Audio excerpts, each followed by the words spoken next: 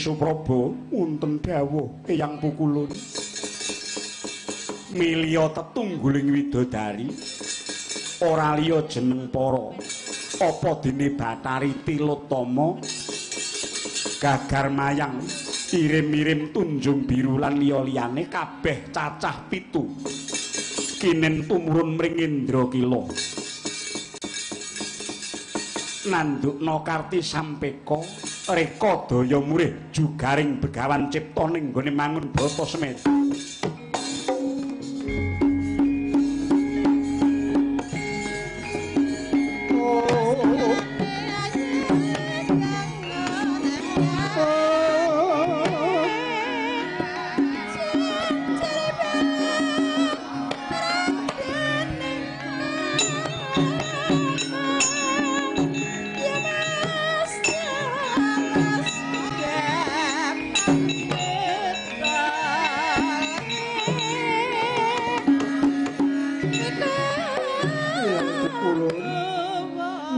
dawuh paduka kula nyuwun tambeng pangestu. Iya.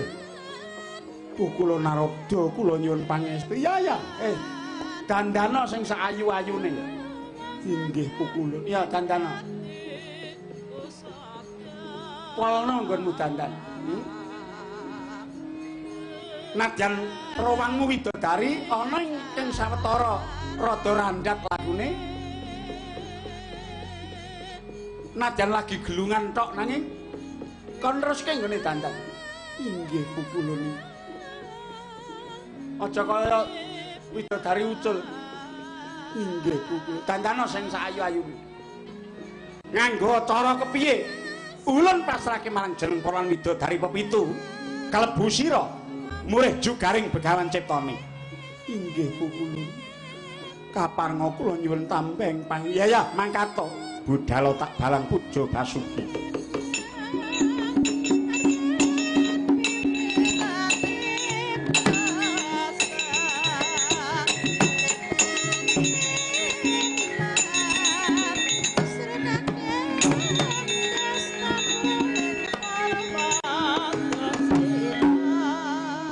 Kagendra kula wonten dawuh Rama Pukulun. Sira uga jewedi kangelan. Uga melu mudhun marang Indrakila kejaba ngawat-awati lakuning Atmaja kita Nini Bathari Supraba sak kanca rawange uga jeneng kita yen ana dadaling laku sira makartiya sesingungna kanthi cara apa wae jajakana Begawan Ciptaning mungguh apa kang dadi karepe kawula nuwun inggih sendika ngestaken dawuh Rama Pukulun kepanggihipun pamit.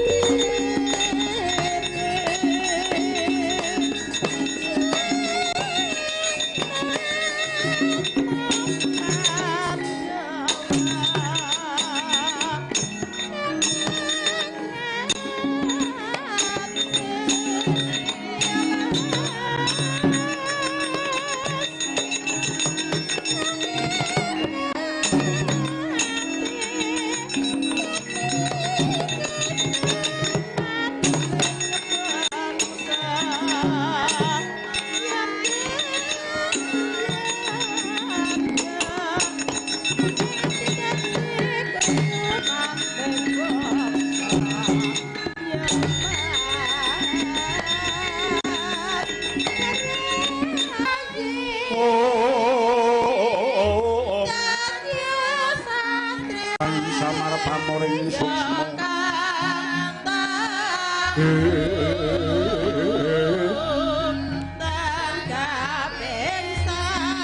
sinuksma ya winang sepi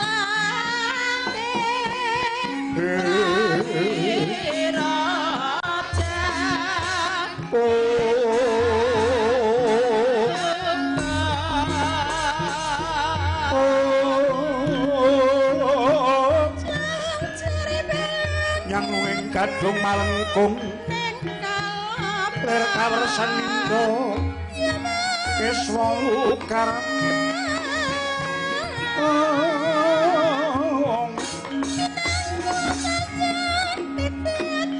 kawis ingal kumelun mewah gondo amrik mangambar arum sesekaran kang hamonca warni ingkang mapan ning sakiwa tengening patapan Oke, bermoro ingkang isep sarining kembang brengengeng suarane arum manuhara pindha pujining para brahmana ingkang manghayu-hayu jagat mega miwah mendung piyak nganan ngiring labet saking genturing Sang Maratapa ing malem hari Sukra manca warna hanane muhung tejo wangka-wangen wong miwah ndaru kang tetarungan nyata lamun pandhita ingkang wis katarima tapane nenggih menika ananing Sang Begawan Cipta wening ya Sang Mitaraga nedhen sedakep suku juga nutupi babanawa sanga linantik manjing madyan ingkang Bajra Hirawana kang ngalingi wis kaliling wenganing rasa jati tumlawung keksi sagung jagat nglangut tanpa tebi kaya hawar pamoring suksma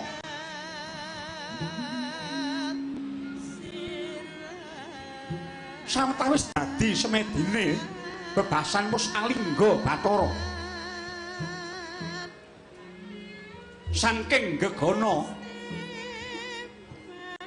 sumawur iris wangi pakar tiling widodari ingkang den pandhegani dening tetungguling Hapsari Risang Bathari Supraba miwah Tilotama tumrun saking hawiyat lon-lonan Gya Hamerpeki ming madyaning Guwa Witaraga handhedhek kowe ngarsaning Sang Mintaraga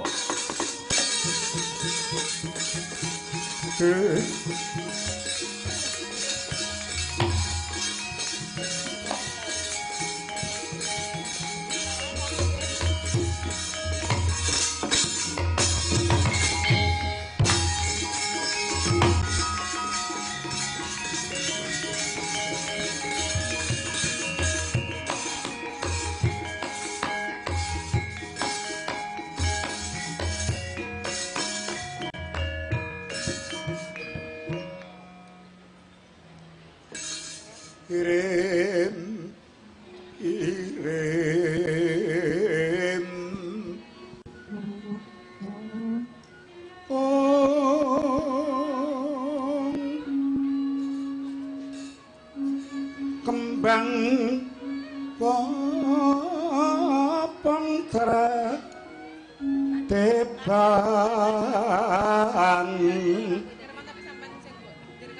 rarayungan lumalengkung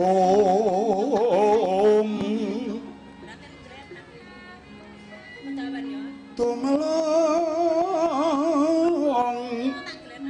rumambak ing liyan maweh semu kang mawur raras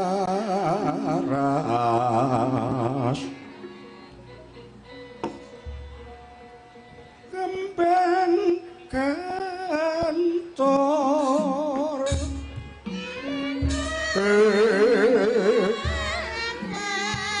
sing resanan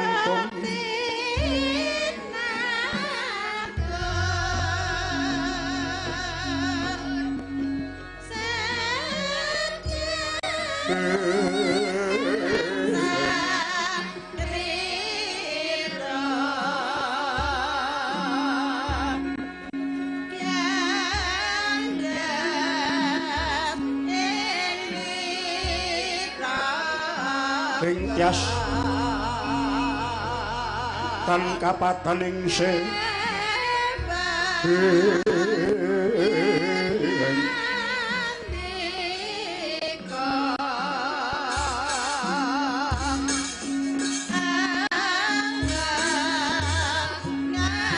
Trisan kapirang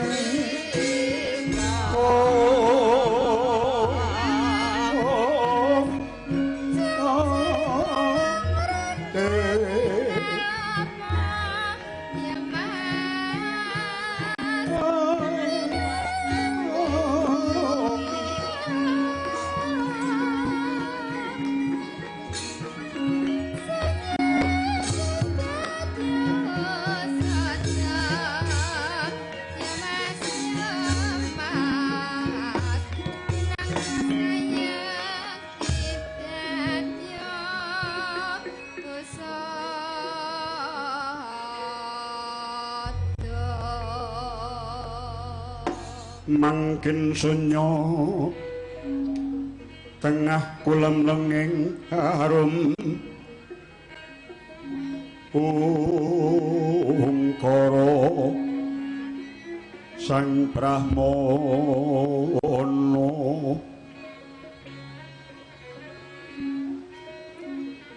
tan pendah swaraning madu bronto manut kembang rarap ning rimang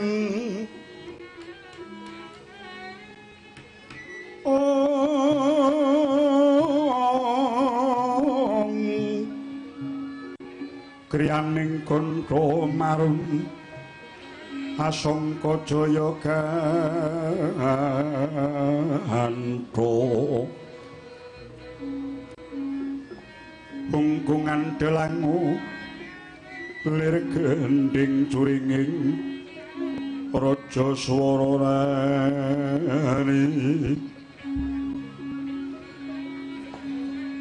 langit tegap ning koko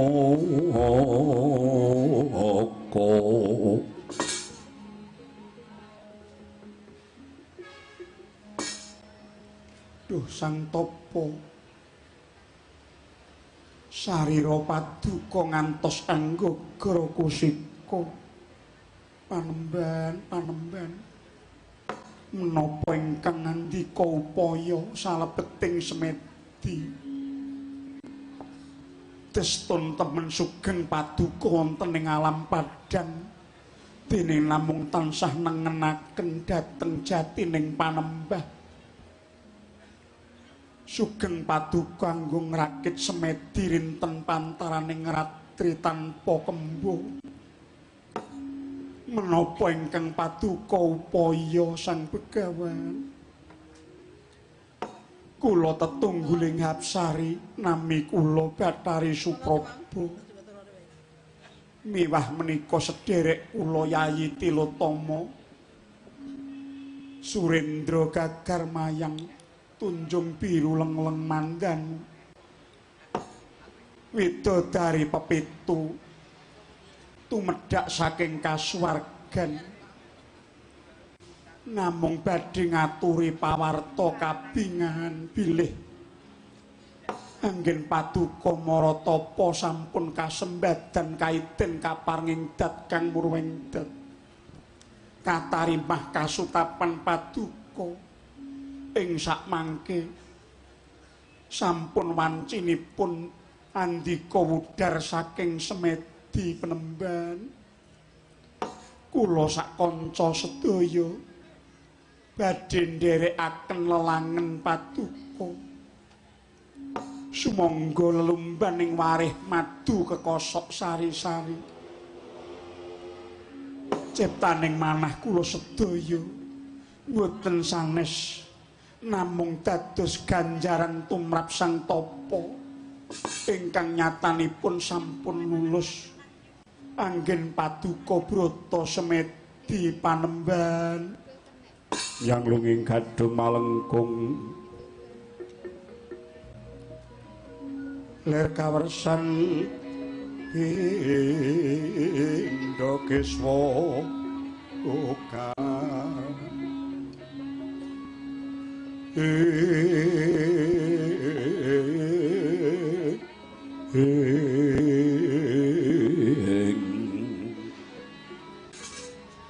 lam palam kangge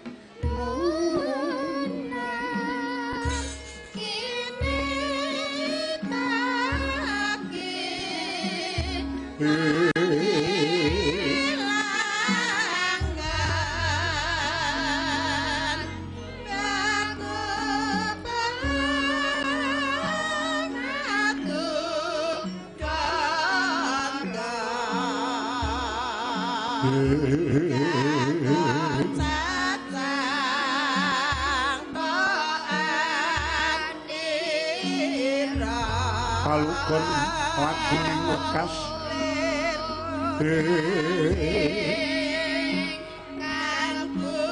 Loki tolino den kidung kadung kader ngamong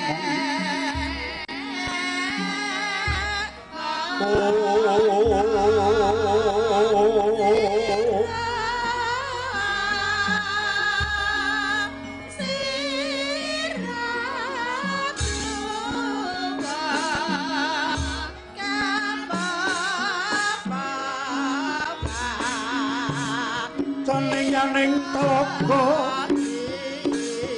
kati langit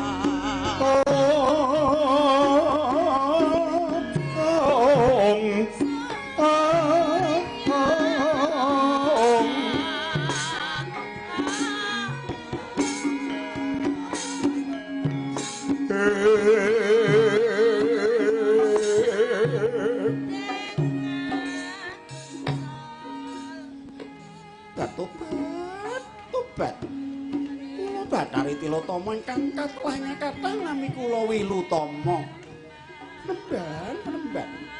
Kenging menapa mboten mubah mboten musik kados Tugu Sinokarta Tobat. Kirangipun menapa para Hapsari kasuwargan ingkang semanten kathahipun monggo sedaya namung kepengin badhe leladi dhateng Paduka Santapa Tobat. Monggo tumunten enggal wudharanipun mangsa semedi Raden. Mboten prayogi nyiksa raga. Kinten kula Paduka sampun kelangkung anggenipun tarak brata mesu samadi. Sampun katarimah Raden, sampun katarimah kasutapan Paduka. Nggo inggih monggo kula dherekaken to Raden. Panemban kula Bathari Surendra. Bebasan ulam mungguing ngerampadan sarah mungguing lautan. Namung sumangga sakar santa mung sumarah Tobat Raden kula aturi mriksani monggo kula aturi mriksani para Hapsari anggenipun sami ngrakit busana kasuwargan kados mekaten Tobat gek kurang ayu apa to ya sedaya menika para Hapsari tasih perawan.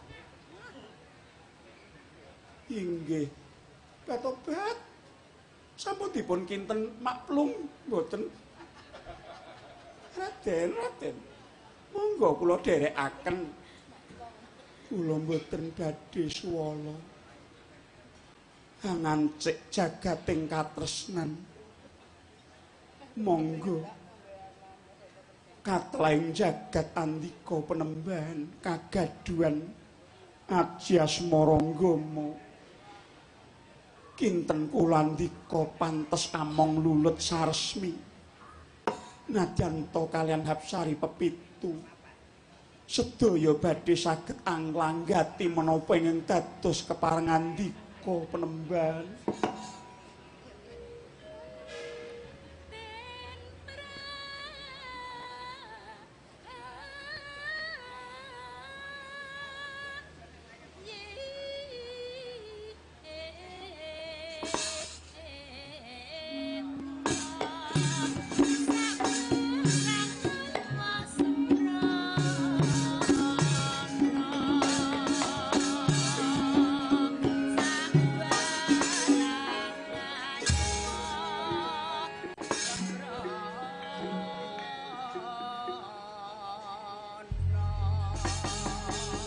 yang Bantara Retri emong Cipta pukulun peng panolian kaeksi mila ketur ingkang tungga menik rasa sabrageng om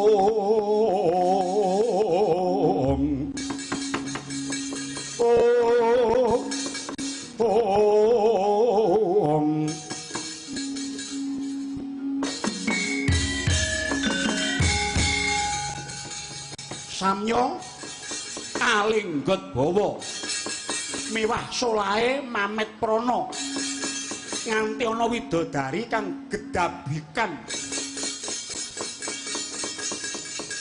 solah patrep amung hambudi daya murih jugaring sang ciptaning panandene tetep pangestine sang tapa teguh tuwaja hangesti tunggal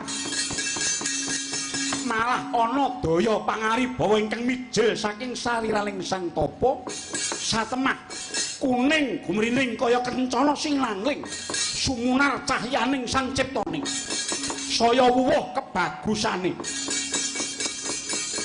nganti tiba kosok balen dudu begawan Mintaraga kang kesengsem ing cipta mring para widodari nanging kuwalik para widodari ingkang gerah huyang budi lali kedanan marang sang tapa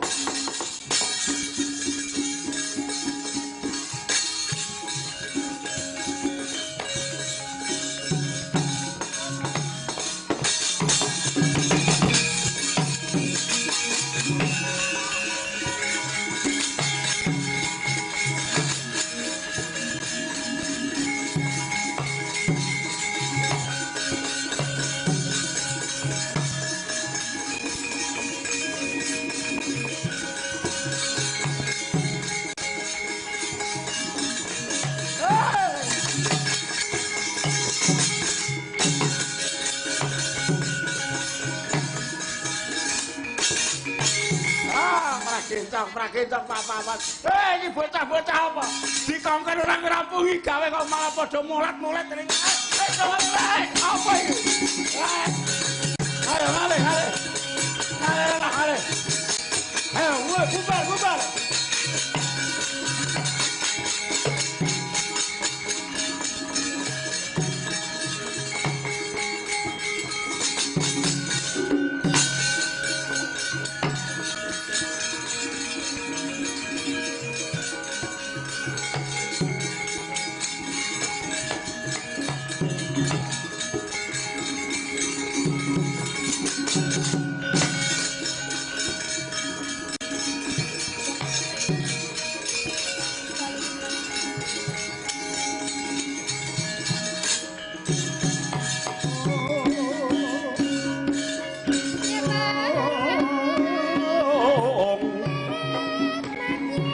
Karya wangsit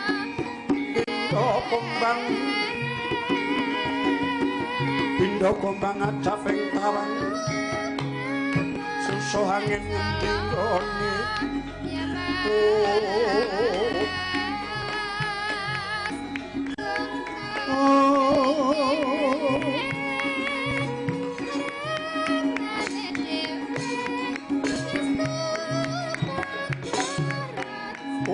Hong ilaheng awik namastu namasidam kula nuwun sewu nggih pamit pasang imang tabe sinabeta iladuni prataning pun bapa mbok menawi ganggu dhateng kamardikaning raos inggih langkung rumiyin katepangna bilih nami kula Resi Padya saking Tirtagama kula pendhita Ngulandara ugi sesucing sadengah papan inggih panemban ngaturaken agenging panuwun kepareng rawuh wonten ing Indrakila katepangna nami kula Ciptawening inggih Mintaraga kula ngaturaken karahayun rawuhipun sang tapa inggih kula tampi dawah sami-sami kejawi menika wonten wigatos ingkang pundi rawuhipun Sang Adi Penemban wonten ing ngriki. Nggih, nggih. Sepisan malih kula nyuwun pangapunten mbok menawi prapta kula ing mriki ngganggu kamardikaning raos mboten dados menapa. Nggih. Kula badhe ngaturaken gembolaning raos kula. Lan sareng kula sumurup wonten teja wangkawa ngenguwung ingkang mijil saking telenging pertapan ngriki kula perpeki jebul teja wangkawa kala wau tuwuh saking saliranipun anggir ciptaning kula mboten ngrumaosi menawi gadah daya kados teja ing ngriki kula namung manut keketeking raos kula anggen kula mangsah brata semedi inggih nanging ingkang saged nyawang menika tiyang asanes kepareng lenggah langkung prayogi rumiyin badhe kula tampi menggah menapa ingkang dados pandangun andika Sang Resi inggih nggih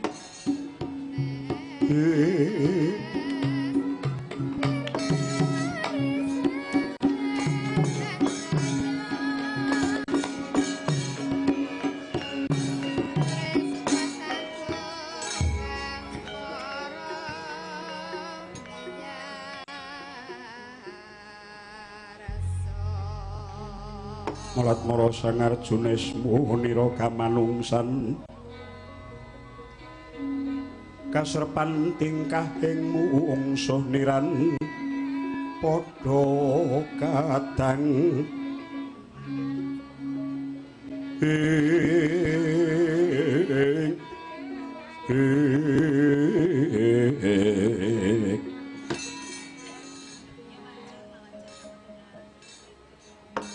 Kula nuwun sewu nggih, inggih kados pundi Sang Brahmana.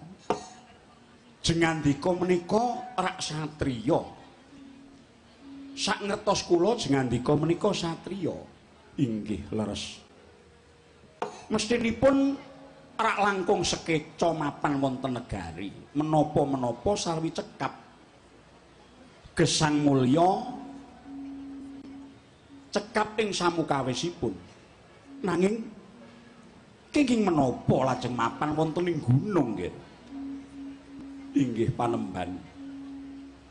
Iya margi kula satunggaling satriya menika mboten prayogi menawi namung tansah eca-eca lan sekeca mapan wonten negari. Kula sagah dados satriya, mila ugi sagah budidaya. Inggih menika budidaya ngupadi srana indak ing pangertosan miwah wimbuing kamruh kangge tentreming sesami miwah mulyaning titah Penemban. Oh ngaten nggih. Inggih. Inggih. Namung kula menika bingung nggih. Babagan menapa Penemban. Kula bingung anggen kula nyawang. Awit jengandika niku satriya anggenipun budidaya kok mawi cara Brahmana. Mawi cara Brahmana, mawi cara pendhita. Mongko jejibaning satriya lan pendhita menika rak benten nggih. Ngudi cara lan srana supados gesang kula piguna kangge bebrayan ageng. Menika kenging mawi pinten-pinten cara. Kalebet caraning Brahmana ugi caraning pendhita. Kinten kula kenging kemawon Penemban.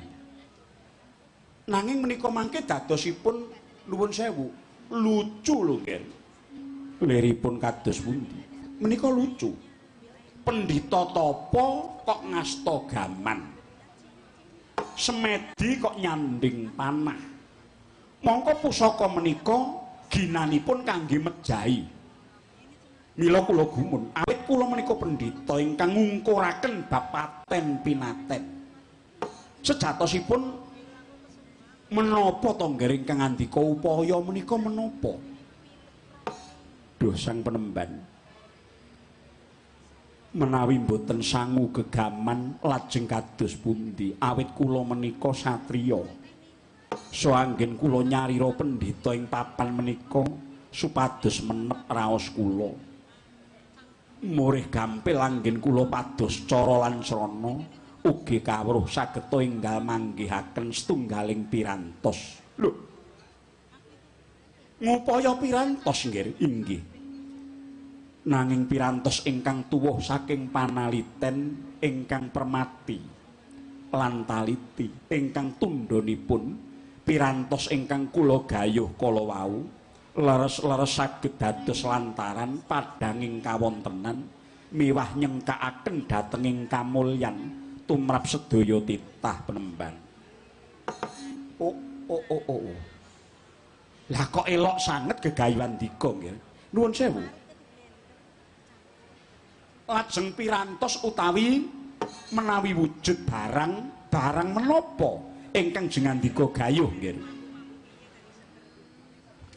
Rening kula menika satriya padamelan kula mbrasta angkara murka mila inggih namung panah linangkung ingkang kula upadi penemban. Oh. Ndika angger menika rak sampun kagungan. Sampun gadah. Jengandika rak sampun nyanding pusaka semanten kathahipun turta sedaya menika ampuh-ampuh. Nuwun sewu. Wis duwe panah kok golek panah. Inggih Sang Resi. Wonten bebasan amit geni adedamar ngangsu pikulan warih. Tegesipun tiyang madosi lan neliti samukawis menika sangunipun ugi kedah kawruh saha samukawis ingkang sami saha wonten gandeng cenengipun kaliyan ingkang dipun gayuh. Upaminipun menawi ngudi kasusastran sangunipun ugi kedah pinter basa. Menawi ngudi tetembangan sangunipun ugi kedah suwanten ingkang sae. Menawi ngudi kabrahmanan sangunipun ugi kedah kulina ulah semedi penemban. Oh ngaten nggih inggih. Lah mongko nuwun sewu neliti samukawis langkung-langkung upadi gaman ingkang ampuhipun ngungkuli sedaya gaman-gaman dika niku rak mboten gampil. Lajeng cara menapa ingkang dika tindakaken nggih? Sasaget-saget lampah kula ngruntutaken cara. Upaminipun setunggal kula milih papan utawi sasana kangge makarti. Papan ingkang kula pilih Gunung Indrakila mungging Guwa Witaraga. Pucuk ing ardi hawanipun asrep njalari jenak anggen kula nyambut damel. Ingkang angka kalih ing mriki papanipun sepen saged anjalari wening lan meneping raos.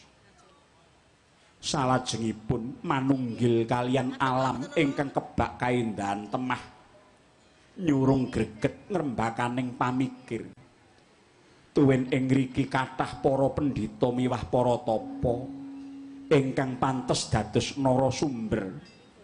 Anggen kula kepengin nindakaken pangerti nggayuh wuwuing kamruh penemban. Ingkang angka kalih kula kedah milih cara kangge ngempalaken bukti-bukti.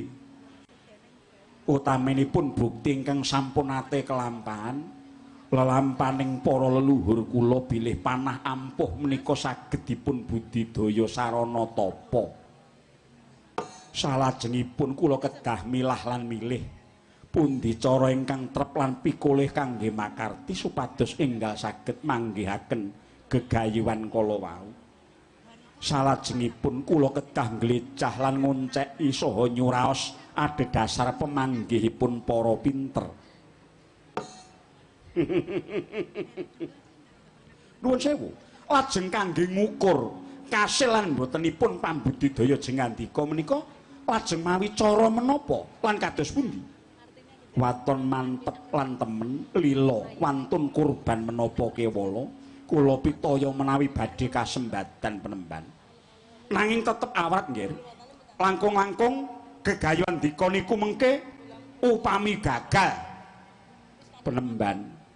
Tetelo gegayuhan kula menika awrat menawi ngantos gagar wigar. Nanging langkung awrat malih yen kula mboten nyobi lan budidaya. Nuwun sewu penemban. kesagetan kagunan kepinteran ingkang kula gadah ingkang kula darbi menika nugraha saking Kang Maha Agung. Mila menapa ingkang kula tindakaken sedaya menika namung wujud bekti kula dhateng ingkang Maha Kuwaos. Mokal menawi dewa mboten priksa.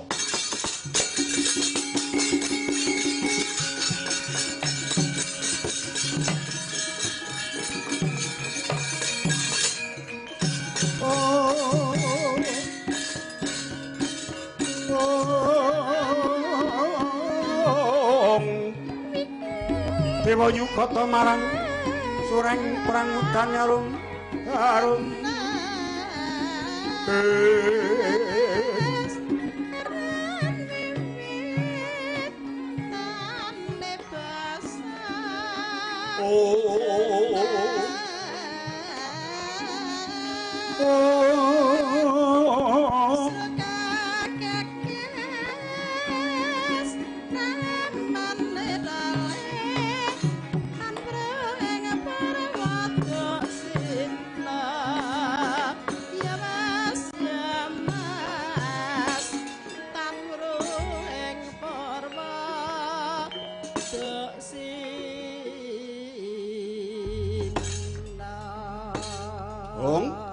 Ilahing awik namastu namasidam aduh ditahulun kaki ciptoning rumangsa bombong bungah tias ulun kang tanpa pepindhan nyatane mantep sedyamulan sira ora lali kelawan jiwaning satriya malanggonira maratapa naliti samubarang lan kowe duwe gegayuhan luhur mulih bisa mrasta satruning jagat nggih ciptoning.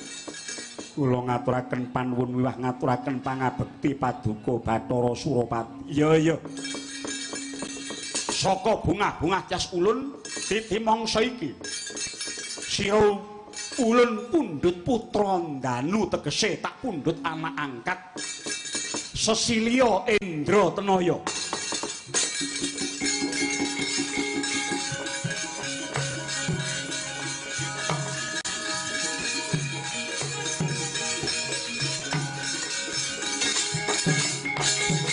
Pandhita karya wangsit pindha kumbang ajabing tawang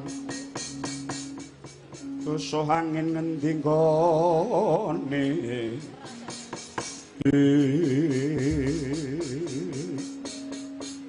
kulun ngaturaken panuwun dene paduka kapareng paring nugraha mundhut putra dhateng pun cipta wening. Iya Kak.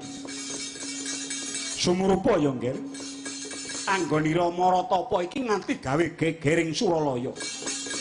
Nanging dewa malah seneng atine. Merga saka pakartining panengah Pandhawa kang nyalira ciptane. Iki bakal ana trontong-trontong sulaking pepadang jagat iki mengko bakal tentrem. Nuwun inggih mugi-mugi mekaten pukulun. Iya, Kaki. Sabanjure ulun kepengin paring dawuh marang sira teteping pangestinira. Aja nganti kendho ya nggih.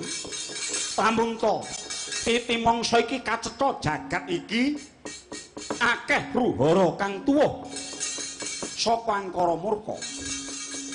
Bebasan saiki nenangi jaman rebutan Raja Brana akeh wong kang padha kalimput melu-melu tumindak nista. Padha ra eling lamun ta urip iku ora mung ngupaya Raja Brana miwah kesenengan. Nanging kudu mangesti marang kamulyaning tembe. Kawula nuwun inggih ngaturaken panuwun pukulun. Iya, tetepno pangestimu. Jujur tumindakmu sak teruse weningna. Permana sejati.